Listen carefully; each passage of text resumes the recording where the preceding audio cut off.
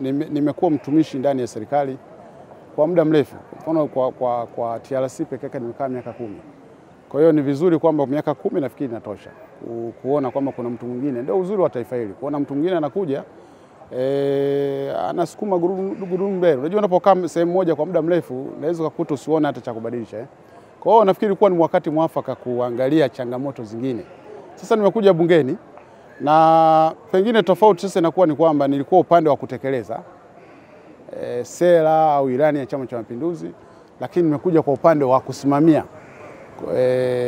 Kwa hiyo una switch tu, ni kama ni mchezo. Ulikuwa na dance ukaenda kupiga ngoma, si ndio hivyo? Kwa hiyo lazima unakuwa uko na dance mchezo, lazima hata ujue ngoma inapigwa pigwaje. Uwezo ka dance kama ngoma. Kwa hiyo si matamanio, lakini kubadilisha. Maisha lazima ukubali mabadiliko. Kwa miaka 10 ilikuwa imetosha, nipate changamoto zingine. Ndio maana ya maisha hapa duniani. Yes. Pamoja na ugeni, tunaelekea kumpata waziri mkuu na naibu spika. Kwanza, mtendaji mkuu wa serikali ambaye ni waziri mkuu. Ndio.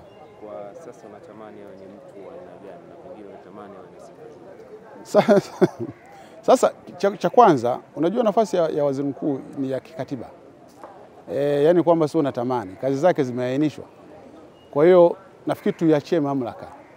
Ndio yenye kuspoti. Kuna wabunge ngapi? Tuko 391 tuiachie mamlaka itafanya maamuzi yake.